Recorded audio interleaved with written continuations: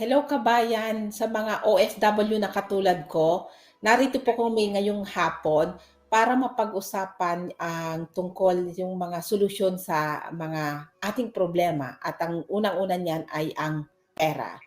So, ako po ay nagtatrabaho na dito sa ang UK or nagtrabaho na ako overseas for more than mga 15 years na. Oh no, more than 21 years na. Pero sa tagal ng panahon na nagtrabaho ko abroad, alam ko na mag-rely lang ng isang source of income ay hindi sapat. So ikaw, Nay, sa akala mo, ikaw rin ba, ano ang naging opinion mo dito na being as a OFW? Kasi mahirap nga, di ba, malayo sa pamilya. Mm. But ang napansin ko, ito kasi yung kadalasang problema natin as OFWs. So, nung umpisa, wow, ang laki pala ng kita dito. Parang dito sa UK, parang 100,000 plus pesos. Pero nung nag-start na ako magpamilya, nung syempre nagkaroon na ng problema as like yung sinasabi nga nilang adulting, dun na um, nag-pile up yung mga expenses, yung mga, utang, ganyan-ganyan, kasi kailangan ng car, kailangan ng bahay, ganyan-ganyan. So, ang ano natin as OFW, automatic overtime, 'di ba? Sa UK bank shifts, yun agad ang resort natin. After 10 years, ano ba yung naipon ko? Parang hindi naman lumuwag yung sitwasyon ko. So, nag-venture out ako ng pagbe-bake ng cake, nag-network marketing ako, yung essential oils, ganyan-ganyan. Pero still, hindi siya enough. Mhm. So, yun ang ating i-discuss ngayon, 'di ba? Kung ano, we know how to earn more, but is there a better way na kumita tapos hindi naman tayo overworked, hindi tayo yung meron pa din tayong time sa sarili natin, sa loved ones natin, kasi what's the point of working 7 days a week? Hindi mo naman nakikita yung loved ones mo, yung asawa mo, yung mga anak mo, and yourself, 'di ba? So burnout, is that worth it? So yun, before before tayo mag-dive deeper sa topic natin ngayon, kalma lang guys. I want to welcome you all. And I'm honored to be joined by my very lovely mentee, one of my mentees, my lovely Ate Lisa. I've known her through this business. She saw my ad and then we connected. She's one of my business partners na super generous sa time niya, very helpful, um, kahit hindi financially connected, she is there, she offers her help. Sometimes sinasabi ko na nga, ate, huwag na. Kaya na yan, ganun. So, but that is just how kind she is, how busilak her heart is. Yes. Nay, thank you very much. Nakilala kita nung time na talagang down ako. I'm roll down. Not really, yeah, down na talagang I was really looking for a side hustle kasi nakakapagod na. Pareho tayong nurse. So, I'm so lucky na when I saw your ad, I can resonate. Ang wala man akong anak, wala man kaming anak ng aking asawang si Harry. Pero naka-resonate ako kasi meron akong mga pamangkin na mahal ko sila.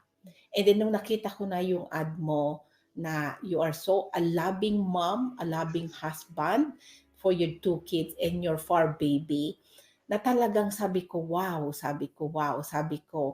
And knowing you for 1.5 year, how big your heart is, how generous you are, and how supportive you are, I could not really thank enough. Alam ko magandang topic natin ngayon at alam kong makaka-relate lahat. So, Nay. Thank you, ate. Napaka-ano naman na heartwarming to hear that feedback from someone like you na ano like I'm not very good with praise praises. I don't do well pag ganun. But thank you, and I really appreciate uh being a coach to you and the rest of our business partners. So yun nga, sabi mo pera, 'di ba? Is this really the cause of a lot of people's misery? Yes. I think so, yes. Kasi kahit anumang sabihin ng mga tao na pera lang 'yan, parang gano'n. Di mo 'yan madadala sa langit, parang gano'n. Totoo naman din, 'di ba? But money is there Mm. as a tool, as a resource for us to live life, 'di Yes. ba? Nandito tayo so I I don't know if you agree with me, but ako talaga I think I'm here sa mundong ito because I have a purpose and I need to live my life. Yes. So how I don't think I can live my life properly if I'm always at work. I'm Mm. always chasing, bayad-bayad ng mga utang, ganun, ganon. Mm. So I think my first ever at saka before I go on the solution that I think is that I want to share to everyone that worked for me is an example of a colleague. She is a nurse as well. She is a band 6 nurse full time, and she keeps on telling me na I can't afford to live. I can't even kasi hindi to Pinoy ha, hindi to OFW. Um ano siya, Brit puti talaga siya, and Briton talaga siya. So hindi nga siya OFW, but she is still having those kind of struggles. How much more tayong mga OFW? So she said that yung fridge niya minsan hindi niya na ma-replenish kasi wala pa yung sweldo. You know how sad that is for nurses to say that na yung hindi naman tayo nagbubuhat ng sarili nating bangko, but we help, we serve in the healthcare arena, tapos hindi pala enough yung sweldo natin to sustain just a normal life, hindi naman lavish na life. So, yun talaga ang nasabi ko, grabe talaga no na hindi na talaga enough yung isang income stream. Yeah. So, yun nga na-mention ko, diversify your income. I don't really care anong klaseng business yun. But all I think all business models have the potential. You just have to stick with it. You Yeah. just have to give it time para mag-grow siya. Ako, andito na ako with this business for 3.5 years. Mhm. And I've never been happier with this kind of business and system that we have. But going back sa previous ventures ko with the network marketing sa essential oils, I gave it time. 2.5 years. I sold oils, kept marketing them, but I didn't get anything. So I had to say, okay, this is not working. So maghanap na naman ng ibang strategy. So, Mhm. yun.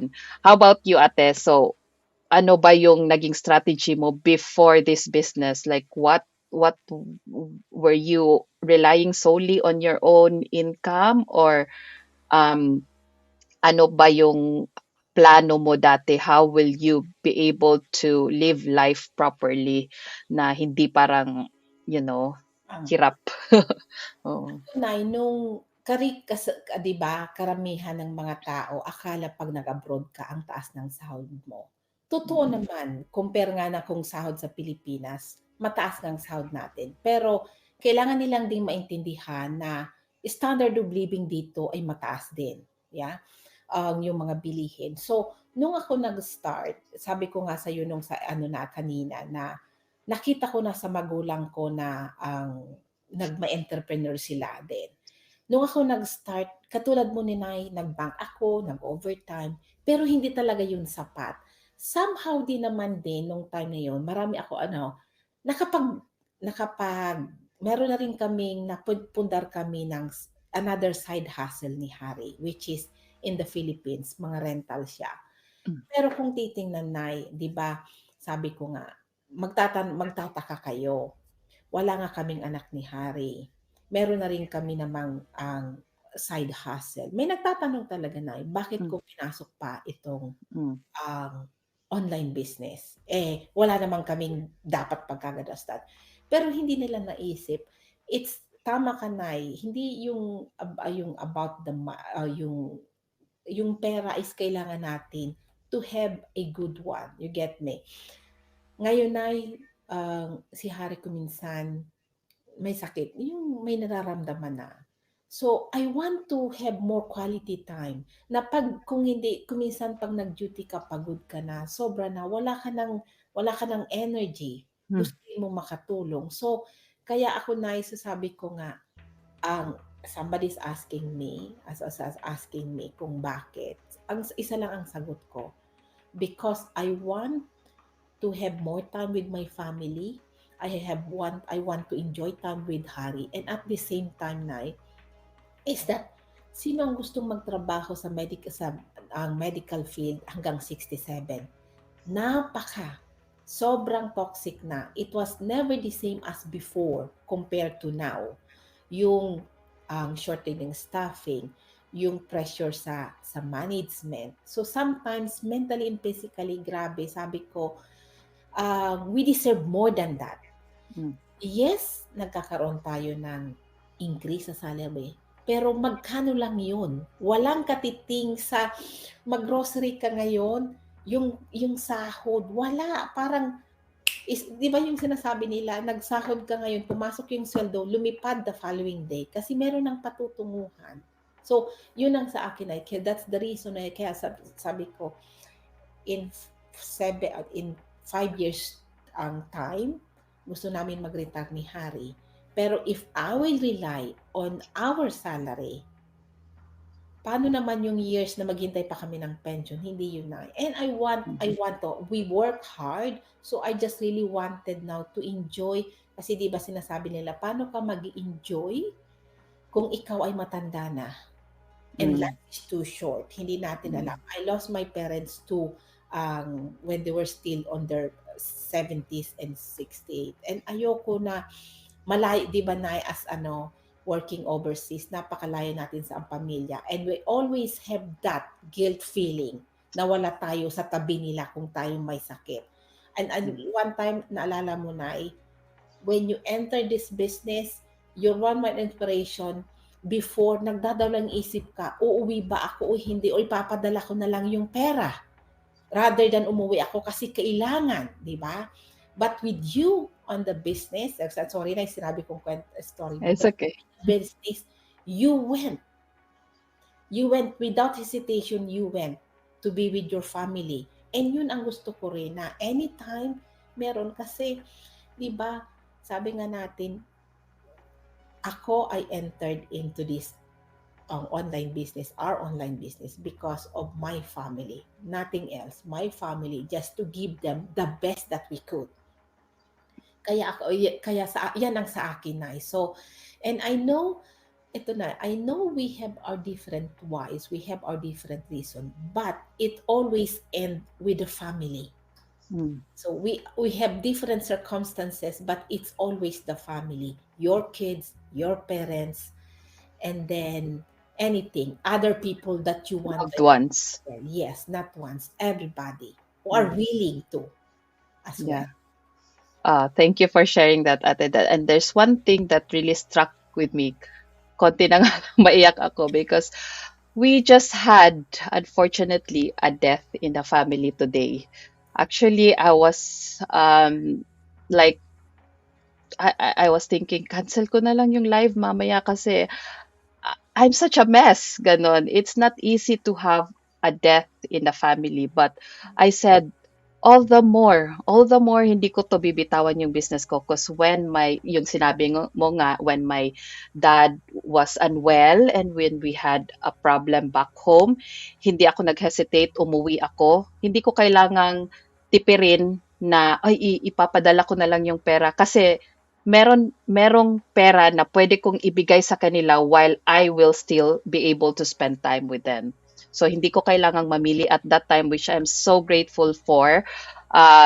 It's God's gift to me, but I worked. hard for it as well. Hindi lang yun swerte. Mm, Swerte, faith, and hard work din.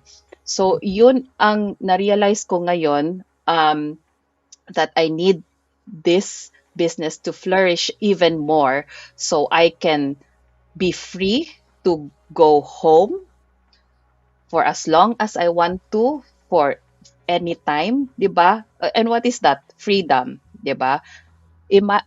Today is another wake up call to me.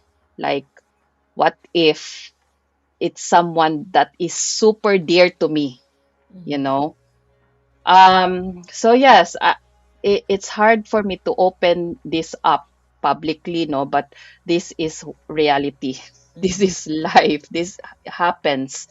So if you have plans, if you try to prepare yourself for the unexpected, Mm. then you will be in a better place, you Meron pa know? nga Nay, na tinanong ko yung isa kong kaibigan.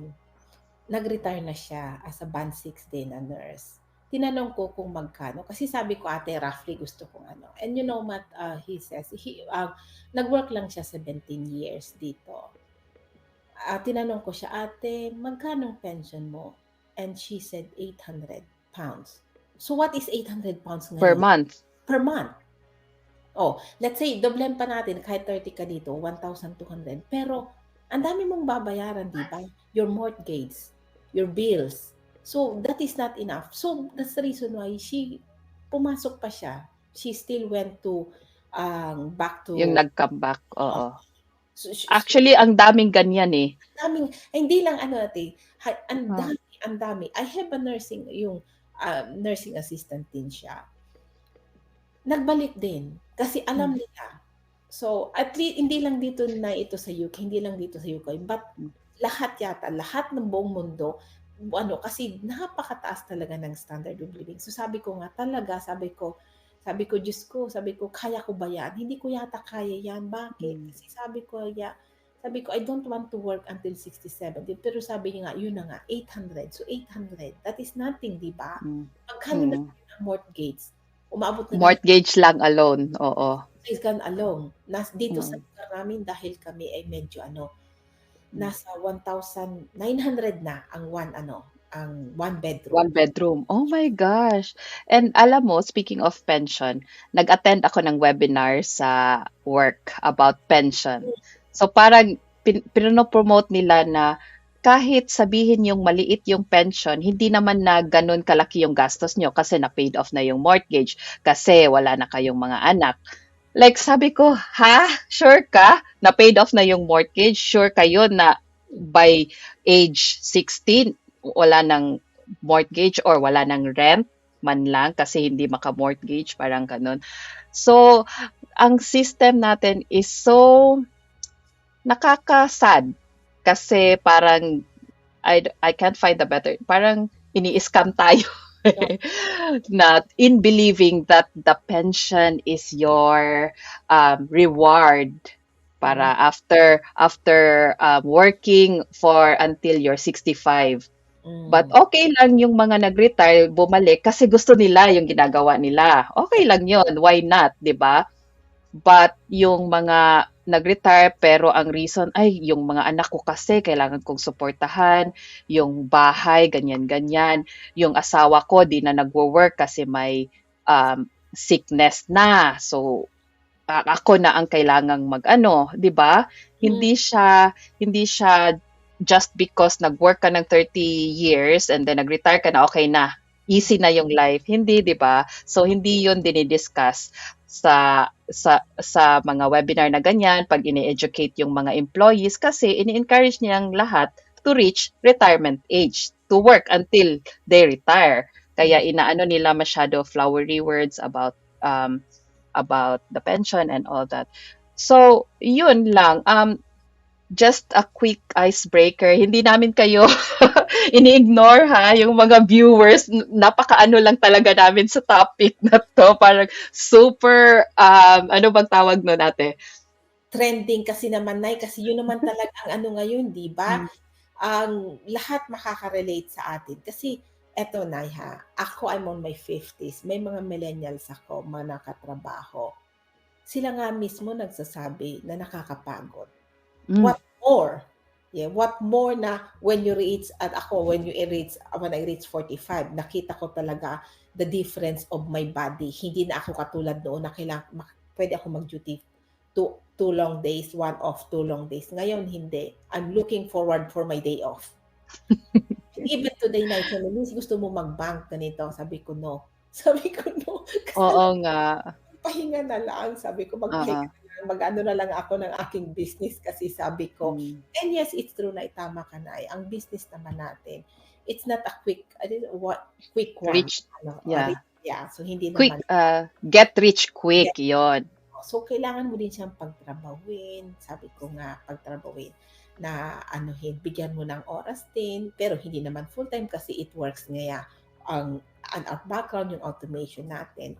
Pero, obviously, if you really need, yun na nga, kung may gusto natin pagbabago, gagawin natin. Kasi yun na nga, so when I saw you, sabi ko, sabi ko, totoo nga naman din. Kasi, iba na ang panahon ngayon compare noon.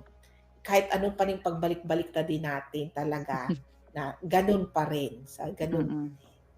Kailangan nating mag-move forward, hindi tayo pwedeng maging stuck sa ways natin dati, lalo na ngayon. Sabi mo nga, ibang-iba na, AI is here, everything is online. So the pandemic happened, hindi na mag-work yung mga strategies natin dati. So we have to, if we want a life that's purposeful, we have to think of other ways to live that. So, na tayo? 25 minutes na tayo, ate. So, anyone, thank you so much sa pagpanood. Please comment your questions down below and we will try to answer them as soon as we see them. But yeah, ito lang, natawa lang ako, naisip ko lang kasi yung feed ko, ang daming Catherine Bernardo. Siguro kasi nakikurious ako sa kanila eh. Sabi ko, ano kaya tong life ni Catherine? Ang successful niya na. Pero, you have to think na hindi siya naging successful overnight. Si Catherine started her show business career when she was 7 years old. Can you believe that? 7 years old, nagtatrabaho na siya. Pero nung sumikat siya, did she stop there? Hindi, kasi nag-invest siya ng clothing line. Meron siyang sariling clothing line niya. Nag-nail salon. Meron pa silang investment dati ni Daniel Padilla na mga salon, ganyan, nail. So, gano'n na nga kayaman si Catherine, nagbi-business pa din. 'Di ba? So, hindi siya nag-rely sa income niya as an artista, as a singer, model pa siya, 'di ba? 3 jobs 'yun different jobs. Pero nag-business pa din siya. And tignan mo, hindi madali yung pinagdaanan niya. Although, alam na natin, open book yung life niya. Tapos, ngayon, recently, ang update sa kanya, Chika Minute. Bagong bahay. She was able to build, natapos na din yung dream house niya after how many years in show business. Ngayon pa lang niya na-build yung dream house niya. So, I hope people will think of that. Yeah. Na yung problema sa pera is nasusolusyonan ng hindi lang ng isang income stream. Ng hindi lang sa pagtatrabaho, day and night, 7 days a week. Hindi lang yon yung solusyon. Diba, te? Yes. We'll wrap this up. I will give you the floor to summarize, to inspire people. Kasi I know that you will reach the hearts and the minds of those who really needs to hear what you are going to say. Nice, salamat, nice. So, yun na nga, Nay, to wrap it up, ang masasabi ko lang, based on our experience, At sabi yung example nga ni Nay, yung mayayaman na nga ng mga tao, they don't rely, artista na sila, mataki ng sahod, they don't rely on their income kasi alam nila na darating din yung time, wala na silang magiging mapapagkitaan doon dahil sinasabi nga na yung laos ka na. 1 years, di ba na? Totoo naman yun. So, sa business na to, ang masabi ko lang, if you're really interested, if you want really a change in your life, na ito hindi ka, pwede ka, walang background experience kang kailangan. Only you need to be coachable. You need to learn. You need to explore outside your comfort zone. Katulad namin, katulad ni Nay, na hindi ko man ito porte, pero ang aking desire for my family and for myself, I jump into it. Um, our journey will be different. Pwedeng you will progress quick, you will progress slow, but you just don't need to quit. Huwag ho tayong susuko kasi pag sumuko po tayo, walang mangyari sa atin. Ang isipin na lang po natin is yung ating ikakaganda ng buhay. Kasi at the end of the day, yun ang sinasabi nila, walang tutulong sa'yo kundi ang sarili mo. To wrap it up, sabi nga ni Mami sa akin noon, Liz, pag may pera ka, marami ang nandyan sa'yo. May mag-aalaga sa'yo sa pagtanda. Pero pag wala, walang mangyayari. And that Mm-mm. is stuck into my mind na um, yung sinasabi nga na if you have the blessing, share your blessing because loads will come to you. And this is a blessing for me that I know God lead me into this business because I know I will be my dream, what I dream, I will get it. And I'm also lucky that I have Nai as my mentor who is really supportive enough. So kung kayo po ay talagang naghahanap. So if you're really looking for a side hustle na hindi nyo alam kung saan kayo mag-start, you can look at our pages with Nai and me or to others. If you could not, if you want other, it's okay. Only we are sharing. We are here to share with you that there is still a life outside your comfort zone, outside your main job. So just think of your family or your wife, whatever you're struggling or whatever is your dream. So I think that's for me, Nai. And really, thank you very much. Thank you. Thank you so much. I hope na marami tayong na-enlighten. Kahit isa lang, happy na ako, 'di ba? Wow. So, thank you so much. And we will see you guys again. I don't know when. Surprise, abangers.